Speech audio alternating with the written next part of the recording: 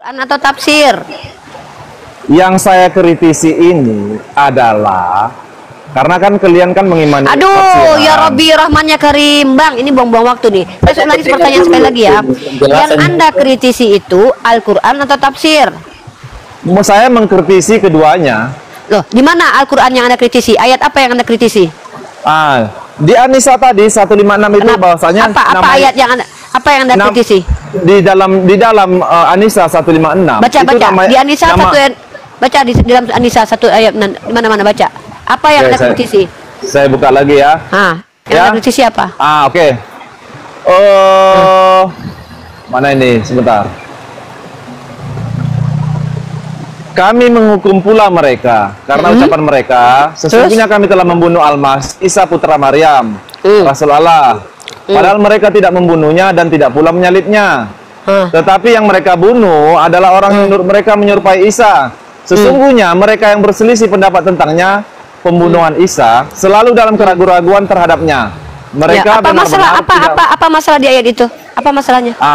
Di dalam ini tidak ada nama Yudas Iskariot. Ya terus masalahnya apa? Kenapa harus ada nama Yudas di situ? Siapa itu yang menyerupai dengan Nabi Isa itu yang disalib? Tidak ditulis di situ, tidak dituliskan di situ. Tetapi kok di tafsiran kok ada gitu? Ya karena itu tafsiran. Loh, kenapa diimani kalau tidak sama? Siapa yang mengimani? Saya memang mengimani Yudas yang disalib. Itu tafsiran. Itu pilihan siapa? Jawaban. Saya tidak tahu. Siapa yang disalib? Saya tidak tahu. Saya tidak tahu. Kenapa saya harus tahu? Ini perlu diralat. Ini dari mana coba? Satu-satu Bertu. Aku tahu kok nggak ada adat Bertu. Aku tahu kok nggak ada adat. Tapi jangan nampakkan Kristenmu di sini ya. Gini, kau mengkritisi Al-Quran. Apa masalah Al-Quran tidak menyebutkan nama Yudas? Apa masalahnya? Siapa yang mengatakan bahwa Al-Quran bermasalah kalau tidak menyebutkan nama? Itu standar kesalahan itu datang dari mana? Karena begini. Kenapa? Alasannya begini. Karena standar Al-Quran itu setiap ayatnya harus menggunakan tafsiran baru bisa dijelaskan. Siapa yang bilang bahwa setiap ayat Al-Quran harus menggunakan tafsiran? Ya, kalau enggak ngapain ditulis di sini? Saya tanya siapa yang... Ini kau ngomong dari tadi itu asli loh, Noah. Dari tadi ngomong kau seenak bapakmu loh. Dari tadi kau bicara menurut psikologi. Kutanya mana datanya, nggak ada. Sekarang kau bilang standar Al-Quran itu harus dijelaskan dengan tafsiran. Tunjuk sama aku, diam kau Bertu. Aku tahu kau nggak ada. Sabar dulu Bang Bertu. Aku lagi ngomong sama Noah. Sabar dulu Bang Bertu. Kristen mulu. Nanti kalau Bang Noah kasih kesempatan ke Bang Bertu. Di mana tertulis? Di mana tertulis bahwa seluruh Al-Quran harus dijelaskan dengan tafsiran? Kau tunjuk datanya. Komal goyang teman-teman. Komal goyang teman-teman. Silakan di tetep layar teman-teman. Gercapin tetep layarnya teman-teman. Iya, bantu tetep layar dulu biar kuat Komal Bang Arif. Ya, oke. Tetep layar dulu teman-teman. Ini akun baru hidup ini. Saya ulangi ya. Bentar sebelum ngomong ya. Dengar teman-teman ya, saudara Kristen kita ini kitab sucinya tidak ditafsir. Maka Tuhannya kawin nanti di surga. Ada perang naga di surga. Tuhannya mengambil daging orang, dan juga Tuhannya mencukur bulu paha dengan pisau yang dipinjam. Noah terima itu ya? Oke, saya terima. Nah, diterima teman-teman, dengar ya. Teman-teman nanti kalau ketemu akun Noah Pasar Ibu, dia beriman bahwa Tuhannya nanti kawin. Nah, kalau saya sebagai seorang Islam, kita bisa bukan harus ditafsir. Al-Quran boleh, kau jangan samakan kata harus dengan kata boleh. Al-Quran itu boleh ditafsir. Tafsir itu gunanya adalah untuk supaya saya paham sebagaimana Nabi saya memahami ayat itu. Dalam surah An-Nisa tersebut tidak ada Yudas Iskariot. Seandainya tidak ada tafsir, apakah Al-Quran salah? Tidak salah. Lah, kenapa kau katakan Al-Quran jadinya kau kritisi? Apa alasan kau kritisi Al-Quran ketika kau membuat tafsiran? Tafsiran itu adalah tafsiran. Bagaimana cara manusia memahami Al-Quran dengan memberikan literatur bahwa yang diduga disalibkan adalah Yudas? Pertanyaanku, kalau tidak ada nama Yudas, kenapa Al-Quran kau kritisi? Apa masalah Al-Quran di situ? Apa salahnya Al-Quran kalau tidak menuliskan nama Yudas? Oke, baik. Karena saya sudah berdebat dengan Bang Juma, dengan Paru, dengan saya lagi nggak nanya kau berdebat dengan siapa aja, termasuk dengan Anda.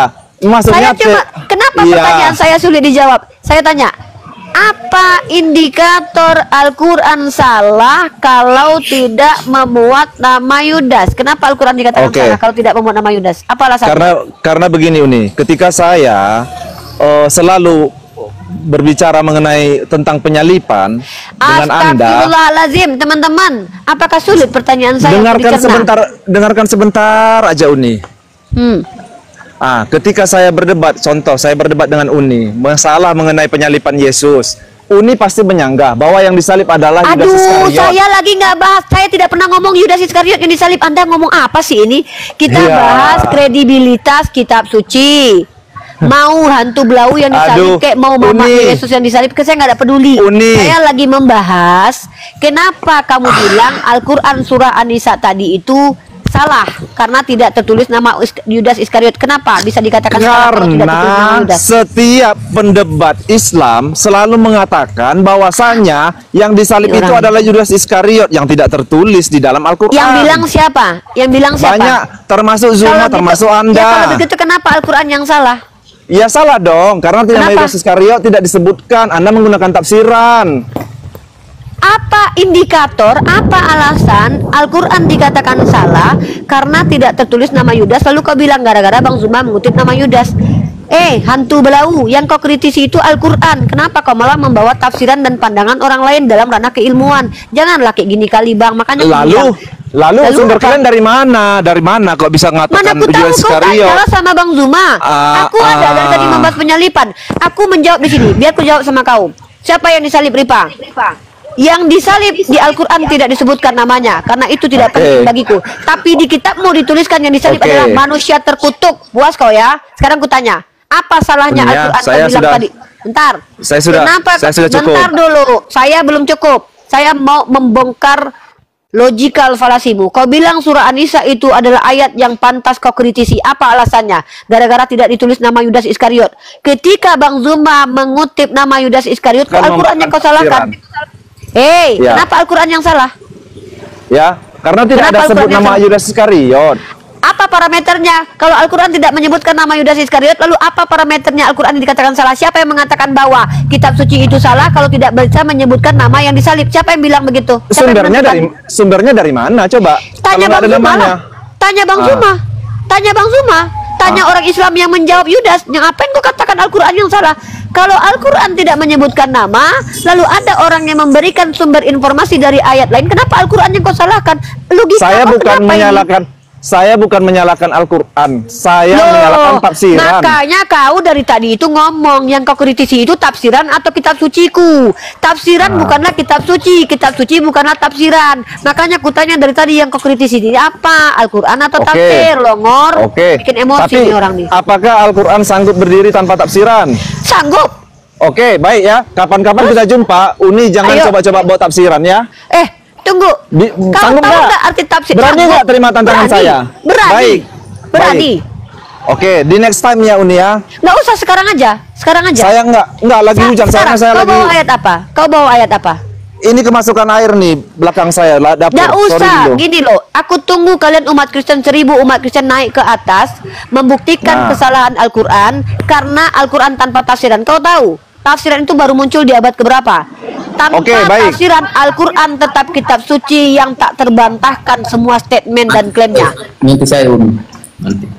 Tahu apa Bertu? Kau sana jualan ayam. Saya dengan si Noah dulu. Nah, Noah apa 1000?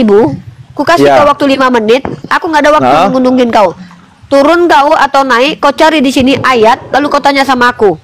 Maka tunjukkan di sini apakah Al-Quran itu bisa dikatakan Al-Quran tanpa tafsiran?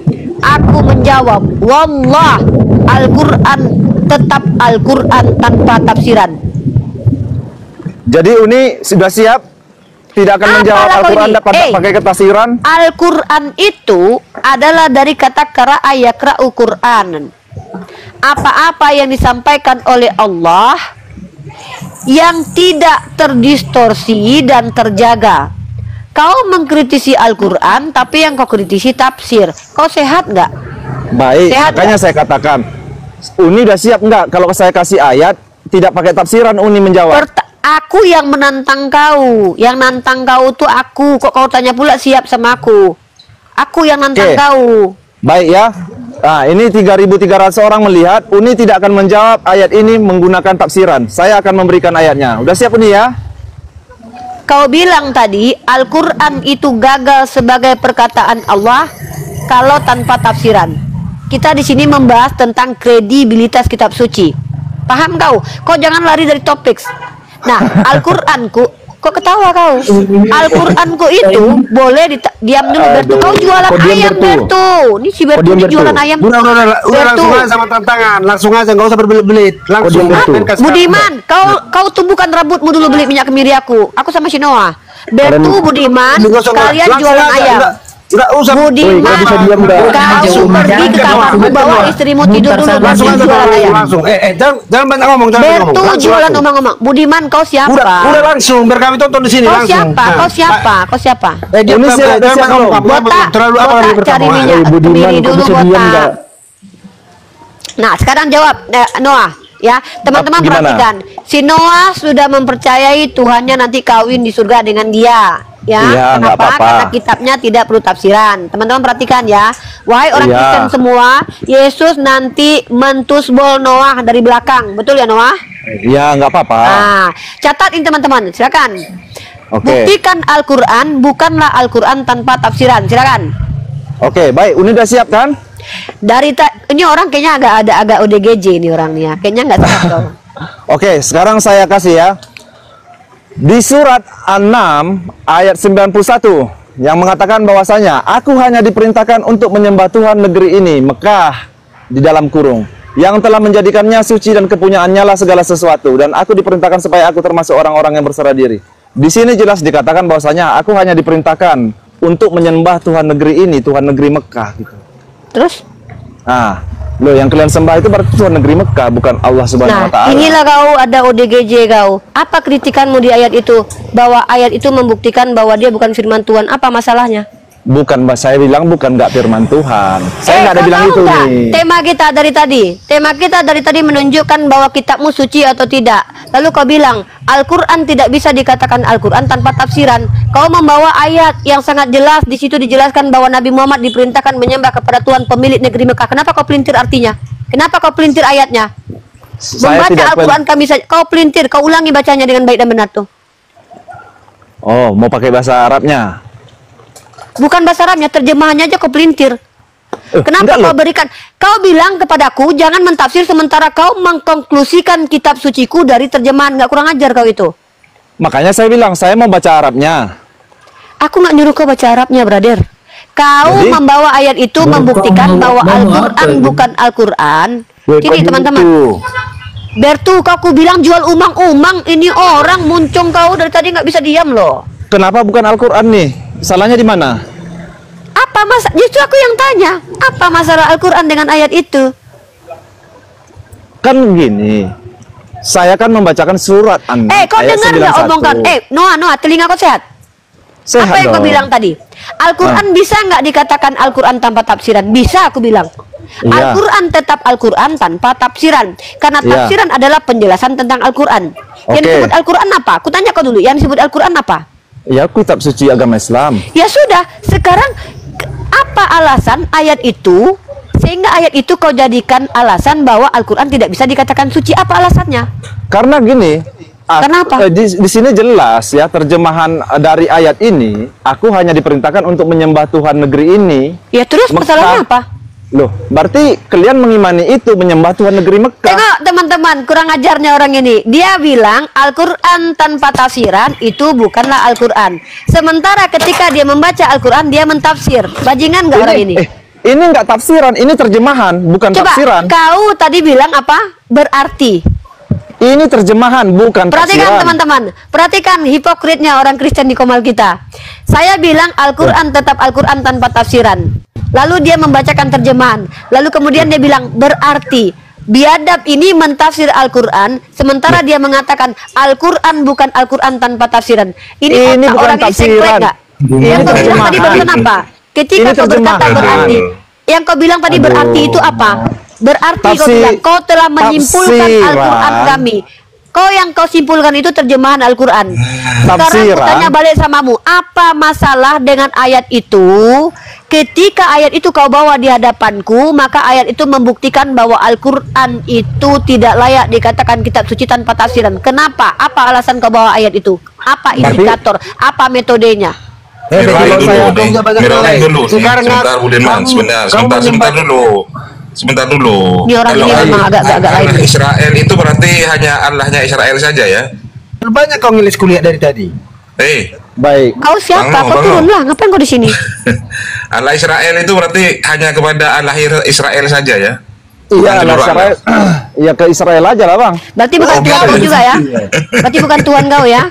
Berarti kita sama di sini kan, satu sama kan? Sama. Jiji aku sama dengan kau, masa Tuhan kawin? Kau aja yang punya Tuhan kawin. Ini kan udah benar nih di sini. Enggak, sorry.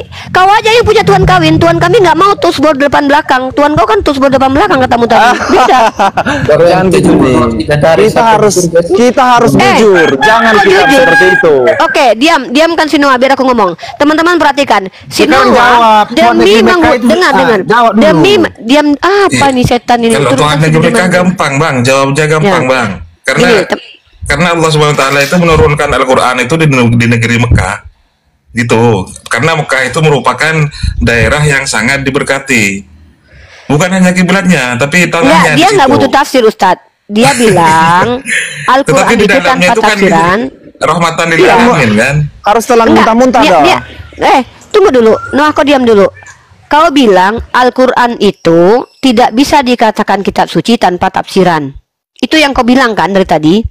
Maka kau membawa ayat itu. Pertanyaanku, kenapa ayat itu, ada apa dengan ayat itu sehingga ayat itu dikatakan ayat yang membatalkan kesucian Al-Quran? Coba kau pahami bahasaku dulu. Nah, ketika kau bawa ayat itu kepadaku, apa masalah dengan ayat itu? Oke. Ya.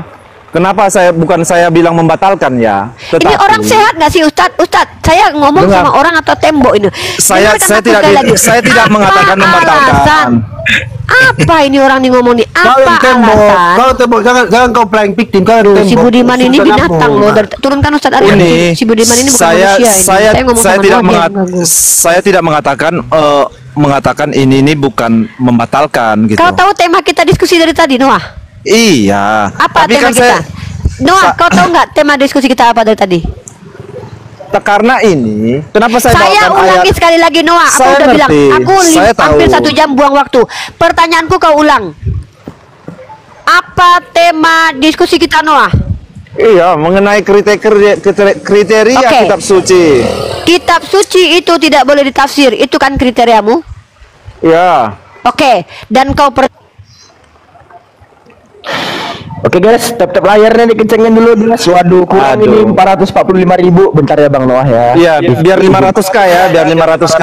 Izin dulu. Alfi, salam dulu. Assalamualaikum warahmatullahi taala wabarakatuh. Bertu, kau diam Bertu. Assalamualaikum semuanya. Izin nyimak sambil jalan, lagi jalan. Waalaikumsalam warahmatullahi wabarakatuh. Bertu, gini ya Bertu ya, kau kasih dulu space Bang Noah nih sama Uni Rifa saling sharing ke knowledge. Kalau kau nanti pengen kali berdiskusi, aku yang layani kau. Saya paham abang. Tapi Uni itu nggak mengerti apa yang dia apa maksud. Uni pakai akun baru nih, kalau mau naik Uni ya, pakai akun baru, jangan yang tadi. Uni naik lagi Uni. Biar akun kuaman, biar Komal kuaman. Uni pakai akun baru Uni. Itu udah pakai tuh. Memang Uni itu banyak akunnya itu. Udah diam itu nanti mau disebut ubun-ubun. Ini loh, lebih baik singkirkan orang-orang yang merusak diskusi di sini. Kita nggak butuh loh Ustadz Arif. Saya nggak butuh. Ngapain kenapa kita mengizinkan orang-orang yang ini banyak yang lapor ini banyak yang lapor. Saya juga udah kena ini. Nggak, saya bilang gini ya, nggak ada gunanya si Bertu ini ada di sini. Dia hanya mengganggu diskusi. Lebih baik diturunkan aja Ustadz Arif. Saya tidak mengganggu nih, tapi sesuaikan dengan pertanyaan. Ustadz Arif, saya enggak mau kita terganggu diskusinya. Jangan putar sana sih. Kalau capek kali. Nah, oke. Perhatikan teman-teman ya. Orang Kristen berbicara panjang kali lebar. 4 kali si Noah bicara tanpa data. Ketika dia mengatakan menurut psikologi manusia, bapak moyangnya, tidak ada satupun data yang ditunjukkan. Kemudian dia bilang, setiap Al-Quran harus dijelaskan dengan tafsiran. Dia yang memberikan standar dan dia memaksa kita harus ikut. Lalu dia katakan, Al-Quran tidak bisa dikatakan suci. Kenapa? Ini gara-gara ayat ini. Apa ayatnya? Ayat ini loh, surah An-Nisa. Apa alasannya? Jadi gini, Yang saya lakukan dari tadi itu adalah membuang waktu dan air ludah dan membuang energi saya. Wallah, itu tidak ada manfaat bagi saya. Tapi teman-teman, di sini saya ingin menunjukkan kepada antum semua bahwa kebanyakan orang Kristen itu mereka jangankan mengerti esensi, etimologi, terminologi saja mereka tidak mengerti. Nah, jadi apakah worth it kita mengizinkan mereka menjelaskan agama mereka? Tidak. Makanya saya bilang, jangan kalian jelaskan agama kalian. Kalian tidak ada kapasitas. Lebih baik kalian bertanya. Tapi apa yang coba dia paksakan dari tadi? Dia berusaha untuk berdiskusi dengan saya. Saya sudah bilang standarisasi diskusi sama saya kalau dari orang Kristen adalah harus punya data. Kenapa? Kalau saya biarkan orang Kristen berdiskusi tanpa data dengan saya memperbodoh diri saya. Karena saya membiarkan diri saya seolah-olah berbicara dengan ODGJ. Ya memang kau bodoh, memang aslinya kau bodoh itu. Woi Budiman, woi kemana-mana aja. Parah kali Setiap orang diskusi, kamu turunkan aja Ustaz Arif. Kemana-mana. Turunkan aja lah. Nanti naikkan aja setelah aku nggak ada. Ini moderator. Belum. Nah, akun baru sana. Nah, Sudah kok, sudah. Belum ini. Nggak apa-apa, biar aja yang lain aja. Nah, jadi ada nggak manfaatnya kita dengarkan? Memang kok bodoh. Ada nggak manfaatnya? Nggak ada. Hanya membuang waktu. Dari tadi saya sudah tekankan, Ustadz Arif ini tahu betul saya. Yang diskusi sama saya itu kalau tidak punya kredibilitas, kalau tidak punya data, boleh tidak bawa data asal ada kredibilitas. Kalau dia profesor, dia doktor, dia dosen, tidak apa-apa tidak bawa data. Anggap saya percaya dengan apa yang diomongkan walaupun nanti saya kritisi. Tapi sudahlah tidak punya kredibilitas, tidak punya data. Setiap yang diomongkan itu adalah parameter otak yang di dalamnya isinya semua kotoran. Dia bilang Al-Quran bukan Al-Quran tanpa tafsiran. Sejak kapan Al-Quran ditafsir itu? Tahun berapa? Apakah ketika Al-Quran ditafsirkan di abad kesekian, maka Al-Quran yang di zaman Nabi Muhammad itu bukan Al-Quran? Ketidakpahaman mereka lemparkan kepada kita. Makanya saya tanya, ayat yang kau bawa itu, apa alasan ayat itu kau katakan bahwa ayat itu pembatal kesucian Al-Quran? Apa alasannya? Nah, jadi ada nggak teman-teman manfaatnya saya berhadapan dari tadi dengan si Noah? Tidak. Dapat ilmu nggak? Tidak. Tapi saya semakin tolol. Ketololan saya hari ini adalah melayani orang seperti Noah walaupun 3 kali sudah tidak mampu tunjukkan data. Ini yang saya bilang, tidak semua orang bisa berdebat, teman-teman. Ya, itu kenapa saya katakan tidak semua orang bisa berdebat. Mereka naik ke atas bicara dari ketololannya. Nah, sini ada guru saya Ustadz Anafin. Jadi itu ya. Jadi kalian umat Kristen dimanapun saya berada, kalian tidak usah jelaskan apa-apa karena kalian antara dubur dengan penis kalian nggak bisa bedain. Antara kelamin dengan bibir kalian nggak bisa bedain. Itu beneran Ustaz. Tadi bisa bedain binatang gitu. Oh. Bahkan dia mengakui loh, demi untuk menyerang Al-Quran dia rela menerima Tuhannya mentusbol dia di surga. Bayangkan lo ngerinya si Noah ini loh. Demi untuk menyerang Al-Quran dia rela menerima Tuhannya nanti berlendir mengawini seluruh jemaat. Ngeri loh teman-teman loh, Tuhannya si Noah loh. Biarlah dia pijak-pijak Tuhannya asal dia mampu menyerang Al-Quran. Padahal standar itu standar dia, bukan standar kita.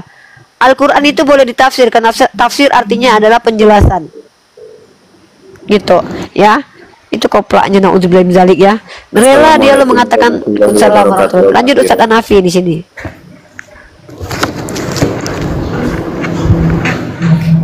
Ya, Assalamualaikum Ustaz Hanafi. Jauh berperangkat kayaknya tuh.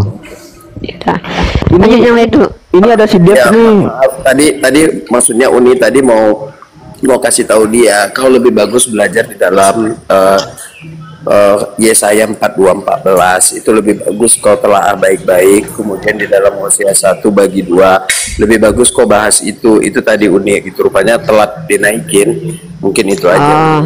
Nah kalau saya lebih baik dia menerima kenyataan, nanti kalau dia masuk surga dia dikawinin Tuhannya, itu aja sih, siap-siap aja lubang duburnya. Iya bener Uni di situ, karena apa? Karena itu binaturnya ternyata dia mau diangkat, mau dijamah, ya dia mau dijadikan mempelai sama si. Iya. Nanti dia sama Yesus mau ditusbol katanya, dan dia terima itu kok. Dan itu dalilnya kuat di dalam Yesaya 14. Dalam kitab Wahyu kan Tuhan kawin dengan jemaat, Wahyu 19 nomor 7. Benar. Ini Dev ini Kristen ini. Halo, sore Dev. Selamat sore, maaf lahir batin. Ya, nggak usah basa-basi Dev. Kenapa kau masih Kristen? Ya gitu juga Alfi. masih Kristen. Gitu juga deh. Nah, ini ada juga nih Bang Iyong nih. Enggak, itu candaan doang. Bang Iyong sama sore Bang. Si Herman si juga Kristen sih, enggak disapa. Sore. Oke, mantap. Ya, Herman dan Iyong, kalian tadi punya teman namanya Noah, mengatakan bahwa Tuhan kalian memang meminjam pisau cukur lalu mencukur bulu paha, dan nanti kalian di surga nanti dikawini sama Tuhan kalian. Selamat ya. Semoga berbahagia nanti ya. Apa ditafsir katanya, Yom? Iya. Ini Bang Herman juga ya Kristen ya. Sore Bang Herman. Buka mic ya Bang. Bang Herman. Selamat ya Bang Herman, kata si Noah. Nanti Abang dikawinin sama Yesus ya. Selamat ya Bang. Kalau enggak monitor Bang Hermannya di kosongin aja slotnya tuh. Bang Herman monitor panggilan kedua Bang Herman. Bang Herman panggilan ketiga, oke, nggak ada ya. Ya. Jadi gimana? Kita mau lanjut topik yang tadi nih sama Bang Iyong dan si Dev ya. Sini 3.000 Jo. Ini sebelum close cam dan dilanjut sama Ustadz Anafi sama Alfi, ini mau ngomong dulu terakhir nih. Ini sebelum close cam karena ini ada urusan. Tapi ini tetap di sini Parkun. Teman-teman Kristen selamat ya atas persiapkanlah diri kalian. Yang laki-laki siapkan bokongnya. Yang perempuan siapkanlah alat tempurnya, karena menurut saudara kita Noah, pemahaman kitab kalian itu tidak boleh ditafsir. Di dalam kitab kalian itu nanti Tuhan kalian akan mengawini kalian, dan itu harus diterima mentah-mentah. Sabar ya, gantian antri yang panjang nggak apa-apa. Mungkin kalau seandainya kalian nggak siap duluan, suruh keluarga kalian duluan, kalian di belakang aja nanti antri ya. Selamat ya. Semoga kalian berbahagia di surat apa. Apa nggak kena HIV itu nanti Uni? Nggak tahu kita itu ya. Ya mungkin itu saja. Dan saya sekali lagi mengatakan tentang Al-Quran, jangan permalukan diri kalian mengkritisi Al-Quran, tapi tafsirin kalian kritisi. Kalau mau mengkritisi Al-Quran, ya Al-Qurannya dikritisi. Janganlah kayak gitu kali, itu terlalu jauh kali loh. Kalian mau mengkritisi Al-Quran, tapi masalahnya kalian bawa dari kitab tafsir. Tafsir itu dari kata fasara, penjelasan. Penjelasan itu boleh diterima, boleh ditolak. Contoh, saya tidak mengatakan sama sekali ketika berdebat bahwa Yudas Iskariot lah yang disalibkan. Tapi saya bisa katakan, menurut orang Kristen, yang disalibkan adalah makhluk terkutuk. Clear itu jawaban saya. Dari mana kau tahu dari Al-Quran? Tidak, Al-Quran nggak jelaskan. Dari mana kau tahu? Dari Bible. Kenapa Al-Quran nggak jelaskan? Apa pentingnya aku tahu? Emang penting buat akidahku? Emang kalau aku tahu yang ditombak di tiang salib itu, apa manfaatnya buat ibadahku? Nah, Al-Quran adalah kalam Allah yang menjelaskan apa yang Allah kehendaki untuk dijelaskan, bukan menjelaskan apa yang kalian inginkan, karena Al-Quran bukan kitab request. Kalau mau mengkritisi Al-Quran, maka Al-Qurannya yang dikritisi, bukan tafsirannya. Sayang, terima kasih. Assalamualaikum, saya Parkun, lanjut Ustadz Anafi dan Alfi dan Ustadz Arif. Capek juga diskusi sama orang-orang yang otaknya nggak ada kemampuan berpikir ini. Terima kasih nih Ustadz Anafi, monitor saat belum ada juga. Yaudah, kita mau bahas apa nih, Yong atau Dev? Ya. Bahas apa? Oh, nanya aku. Ya. Ayo kita buktiin mana kitab suci dan kitab yang gagal suci. Ayo, gimana? Waduh. Terus ayo, siapa yang menjadi wasitnya di situ? Makanya cari parameternya dulu lah.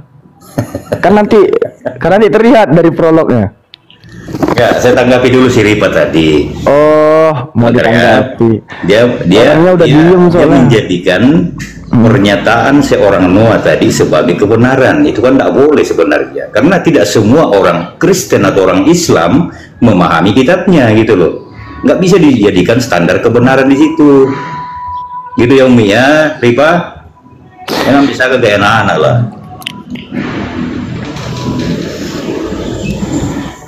Aduh, ya Allah. Ya, boleh nggak saya tanya Al-Quran? Oh, boleh, silakan. Kalau aku bisa jawab, aku jawab. Kalau nggak bisa nanti aku tunggu guruku jawab. Iya, coba besarkan dulu saya. Tapi jangan semoga satu saja. Dulu kamu itu isim nakirah, isim ma'rifat, itu sudah usang itu. Sebentar Arif, belum apa-apa sudah kejam-kejam. Sebentar. Nih ya.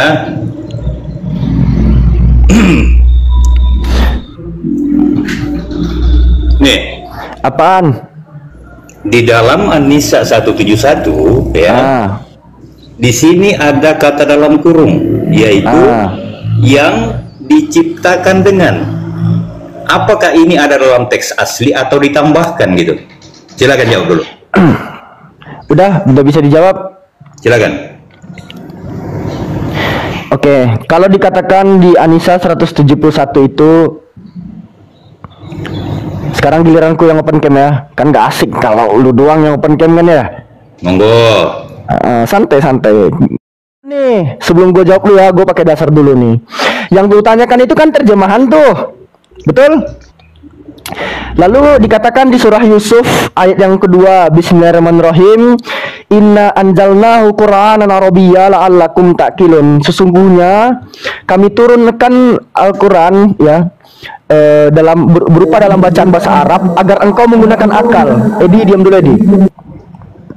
Ya.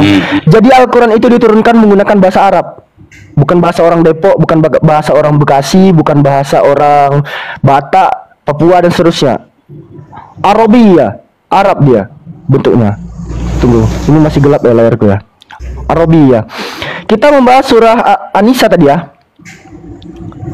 An-Nisa ayat 171 kan? Betul. Apakah kalimat yang diciptakan dengan ini adalah tambahan? Saya katakan, yang Anda kritisi adalah terjemahannya. Memang di dalam tanda kurung ini tidak ada di dalam original teksnya. Namun apakah sumber informasi yang kami dapatkan mengenai Nabi Isa alaihissalam itu adalah seorang ciptaan manusia yang diciptakan oleh Allah hanya dari satu ayat ini? Oh tidak, Dev. Sekarang ya, sumber lain mengatakan apa dikatakan di sini? Ali Imran ayat 45 ya. Ketika malaikat berkata, "Hai Maryam, sesungguhnya Allah mengembirakan kamu ya dengan kalimat darinya, namanya Al-Masih Isa putra Maryam, seorang terkemuka di dunia dan di akhirat dan termasuk orang-orang yang didekatkan." Lalu kalau dilihat di ayat 47-nya, Maryam berkata, "Ya Rabbi, wahai Tuhanku, betapa mungkin aku mempunyai anak padahal aku belum disentuh seorang laki-laki pun." Allah berfirman, demikianlah Allah menciptakan apa yang dikehendakinya. Ini loh, mengenai Isa bin Maryam itu adalah hasil iroda, bukan iroda ya, mohon maaf ya, tapi lebih dekatnya itu hasil kehendak dari Allah itu sendiri, bahwa Allah itu menciptakan Isa bin Maryam eksplisit tanpa tanda kurung, Dev. Di dalam mana? Ali Imran ayat 47. Sudah? Ya, jadi kalau yang mau dikritisi itu kan Anda kritisi kurung-kurungnya. Memang kurung itu nggak ada di original teksnya, tapi ilmu kurung itu ada. Kalau kita berbicara soal ulumul Quran. Sudah, silakan. Oke. Anda sudah mengakui bahwa kata yang diciptakan itu tidak ada di dalam teks asli, dan penambahan kata itu di dalam terjemahan jelas-jelas merubah makna ayat, gitu loh. Sudah pasti merubah makna ayat, karena sebenarnya kalau kita kaji di dalam An-Nisa 171 ya, An-Nisa 172 kemudian masuk ke Ali Imran 45 dan Ali Imran 59, Yesus itu bukan diciptakan dari ketiadaan. Ya, Dev, izin, makanya sebentar, jangan dipotong. Enggak, aku minta konfirmasi aja. Setelah ini kan aku bakal ke Bible-mu nih. Setelah ini bakal ke Bible-mu. Kita nggak apa-apa pakai kata berarti ya. Oh, ini berapa itu, Dev? Gak ada masalah, yang penting selesai dulu. Ini berapa itu, Dev? Enggak, setelah kau ngomong ini aku langsung ke Bible. Aku bodo amat aku. Lompat. Loh, kenapa takut? Kenapa takut langsung ke Bible? Bukan takut, tapi kalian selalu nggak ini ciri-ciri kau tuh gitu terus, Jeff. Kau takut kalau dibahas Bible, Jeff? Serius? Kenapa, Jeff? Kenapa di mute? Enggak, kau takut, selalu takut kalau dibahas Bible. Kenapa? Setelah kau narasi ini, aku langsung ke Bible. Iya, coba besarkan dulu lah. Enggak, sepakat enggak? Setelah aku narasi ini, aku langsung ke Bible. Jangan panik. Aduh, ini komunis kan loh. Kalian banyak di sini. Paham dia cara diskusi gini, Dev. Dia cuma tua umurnya doang, Vi. Otaknya tuh on. Besarkan dulu. Enggak. Sepakat dulu. Macam-macam dia mau membahas tentang Quran secara baca original text aja dia nggak bisa loh. Kok kita kedikte sama mereka yang nggak bisa baca Quran gitu loh.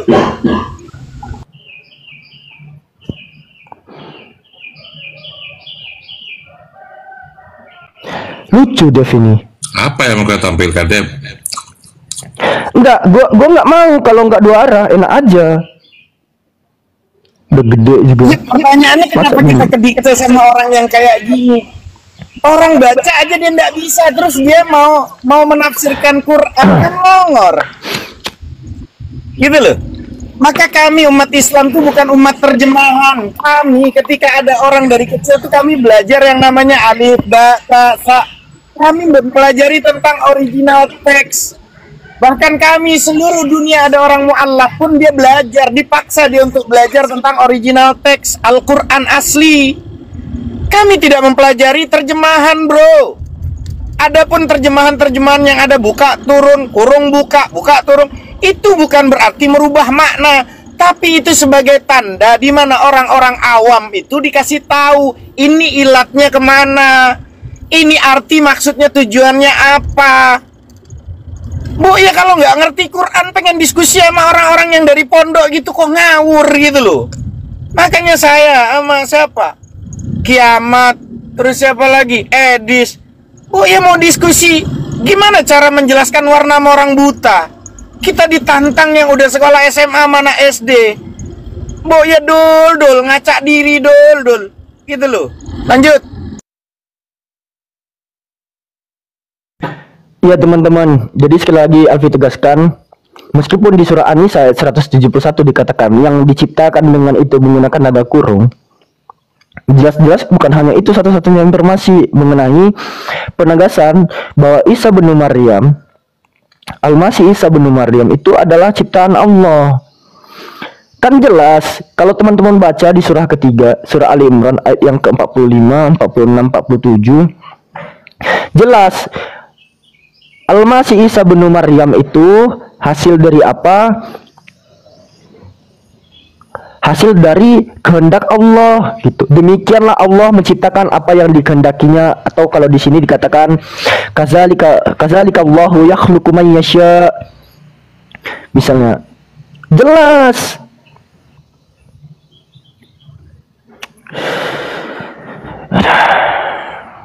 Ya Bertu, kode tadi sangat ya bang, sekali mau ngomong. Silakan bertanya. Harus 8. Coba buka itu Al-Hajr itu ayat 6 itu. Coba buka itu, coba bacakan itu Pak. Kenapa sama Al apa? Al-Hajr itu. Al-Hajr apa itu Al-Hajr? Hajir. Hajir apa Hajir? Al-Hijr. Waduh. Ini terus maksudnya itu mau berusaha gitu. Mereka bertanya aja mereka bingung loh. Iya. Mereka tuh nanya aja tuh, orang Kristen tuh bingung gitu loh. Bahkan mereka mengucap Quran kami aja mereka nggak ada yang ngerti gitu loh. Yang mau ditanya Al-Hijr kah? Atau Hajar Batu kah? Atau Anjer kah? Atau apa, nggak ngerti mereka loh. Tapi terjemahkan bahasa Indonesia itu kan bahasa Arab itu Pak. Gitu. Ya kalau Anda nggak bisa bahasa Arab tuh tanya dan kasih datanya yang ini loh gitu loh. Jangan malah sok-sokan baca yang tahu bahasa Arab. Belum tentu Anda bahasa Arab. Tanya aja nggak ngerti kok. Tanya aja nggak paham gimana kamu. Makanya kau baca dulu tuh ayat 6. Sekarang gini, ini yang simple nih. Coba kaitkanlah umat Kristen yang bagus. Kamu Bertu, bisa nggak membedakan antara Tuhan dan tidak Tuhan? Kamu bisa membedakan nggak? Enggak, yang saya tanya tadi itu ku jawab dulu. Hei, ini yang mudah. Orang kamu suruh baca nanti kamu nggak bisa. Kamu baca Quran nanti nggak bisa. Kamu mau nanya apa? Saya bisa baca. Ya, coba baca Qurannya. Coba baca Qurannya. Coba baca. Saya nggak bisa Al-Qurannya itu, tapi terjemahan itu dalam bahasa Indonesia saya bisa. Iya, surah apa dulu? Kamu tadi Kenapa itu ayat 6 itu dikatakan Muhammad itu orang gila begitu? Waduh, itu siapa yang ngatakan? Waduh, ini itu ada itu. Coba buka. Kan yang bilang orang gila kan kamu.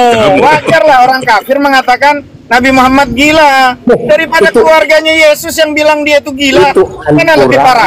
Bang, itu Al-Quranmu tuh kenapa orang di Al-Quran dijelaskan Nabi Muhammad orang kafir yang mengatakan dia orang gila begitu. Padahal Nabi Muhammad orang kafir, kamu yang mengatakan Assalamualaikum. Tapi kalau Yesus yang bilang gila itu keluarganya. Itu kalian mentuhankan Muhammad, lalu kalian itu katakan orang gila. Apa sih? Jangan di-kick dulu ya, jangan di-kick dulu, nggak apa-apa. Kenapa kalian itu mengatakan Muhammad itu orang gila? Alfi, boleh kita diskusi ini dulu. Apa namanya? Yang kalau tadi kan dia bawa Al-Quran tuh, ya nggak? Coba kita ke Matius 1 nomor 18 lah, Vi. Coba, Vi. Boleh pakai metode Alfi sebentar, Kang Dito. Alfi jelaskan. Oh iya, boleh silakan. Kau minta aku jelaskan Quran kan, Berto. Jangan ngopi kau kurang ajar kau. Kau minta dijelaskan malah ngopi kau. Berto. Nah ini nih, aku nggak suka di Kristen tuh begini nih. Dia minta jelaskan, pas mau dijelaskan Quran ngopi dia. Mana sih adab-adab Kristen ini? Nggak ada ya, Roh Kudusnya nggak ngajarin adab gitu ya? Coba ke bawahnya itu terjemahan. Iya, ini kan Al-Hijr 6 kan. Gue menunjukkan dalilnya dulu. Kan dikatakan di sini. Mereka berkata, hai orang yang diturunkan Al-Quran kepadanya, sesungguhnya kamu benar orang-orang gila. Siapa yang berkata di sini? Mereka orang kafir, Bertu. Orang kafir, Bertu. Bukan, tidak ada orang kafir itu. Sekarang begini, Bertu. Ketika keluarga Yesus mendengar itu, keluarga Yesus datang ke tempat itu untuk menyebut Yesus. Mereka datang karena kata orang itu, karena kata keluarganya, Yesus sudah gila. Tuh, ini loh. Keluarga sendiri yang ngomong. Gila, Muhammad yang gila itu. Ini loh, ini keluarganya bilang Yesus sudah gila. Gimana dong? Betul, Tuhanmu gila gitu katanya. Tuhanmu aja gila. Ini keluarganya yang bilang loh. Kok Muhammad yang gila keluarganya. Jadi Tuhan punya keluarga, Berto. Sejak kapan Tuhan punya keluarga? Ucus Edan itu. Jadi gimana dong? Tuhan pernah oleng gitu. Tuh. Oleng kapten, Ucusnya Edan. Tuhan pernah oleng. Masa Muhammad itu orang baik dikatakan orang gila? Apalagi Yesus orang baik dibilang keluarganya orang gila. Gimana dong? Kalian ini coba sikat jantungnya Vi, ada Roh Kudus cabul Vi, sikat jantungnya Vi. Ada ketika keluarganya besar, keluarga Yesus di sini. Bertu di sini keluarga Yesus, ada Maria, Yosef, ada Yakobus. Ini semua nih satu keluarga. Mendengar itu, keluarga datang ke tempat itu untuk menjemput Yesus. Keluarga Yesus datang karena kata orang ya sudah gila. Gimana dong? Geser ginjal kau ke diri. Kalau Yesus diomongin dia nggak apa-apa, Vi. Maksudnya kenapa itu dikatakan orang gila itu? Apa salahnya dia? Iya, apa salah Yesus gila? Tapi kalau Roh Kudus, teriak-teriak mereka. Kalau Yesus dihujat nggak apa-apa. Sesuai kalau saya jawab ini. Iya, Yesus salah apa sampai dibilang gila? Kau jawab dulu pertanyaan saya. Kau bisa? Aku kan jawab. Ini Al-Qurannya di atas. Itu orang gila begitu. Ya itu memang orang kafir, orang-orang yang tidak suka sama Nabi. Wajar. Ini keluarganya sendiri, gimana dong? Lah itu kan Muhammad. Susah kan, Alfi kan? Susah kan, Pi? Susah kan? Ngejelasin warna orang buta gila. Di situ kan? Tidak ada kata Tuhan atau Yesus. Di situ tidak ada kata penjelasan dijelasin. Giliran dijelasin masih di situ aja bertahannya gitu. Giliran ditanya bagaimana menurut ketika keluarganya Yesus bilang dia gila. Kau punya Tuhan gila, bingung kau jelaskan itu. Muhammad, kau orang gila betul itu. Itu loh Markus 1 nomor 18. Ia mengandung dari Roh Kudus. Nah, Roh Kudus jadi lato-lato tuh tiba-tiba keluar itu kelaminnya. Gak ada kata Yesus atau kata Roh Kudus dulu sikat Roh Kudus ini itu cabul di dalam gitu. Al-Quran mau benar Muhammad itu hasilnya benar si itu biar nggak nyeroncos saja, kasih lihat itu Roh Kudusnya main itu. Aku pengen akademis sama Bang Iyong. Bang Iyong, udahlah capek lah intermezzo Bang Iyong. Iya. Sorry Bang Iyong ya, agak sedikit karena anak-anakku Bang dia mulai soalnya. Gimana Bang, mau bahas apa kita Bang? Ya terserah. Bang Iyong ini sedikit dewasa. Bukan sedikit ya, memang dewasa beliau orangnya. Mau bertanya soal Islam Bang, mumpung ada ustaz ke sini Bang. Oke. Vi, saya mau bertanya Vi.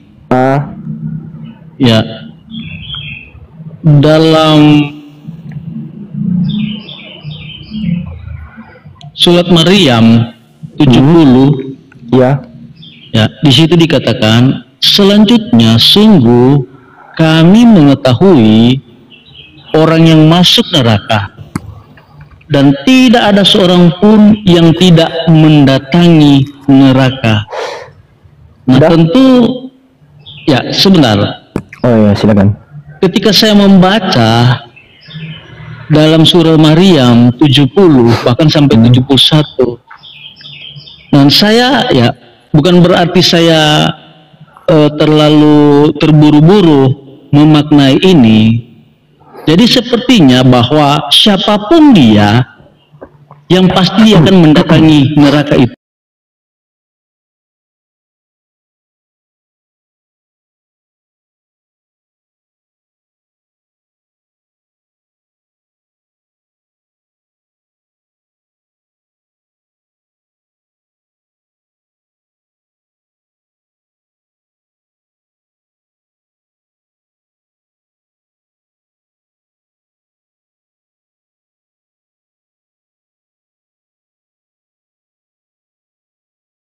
Lollipop. Ya.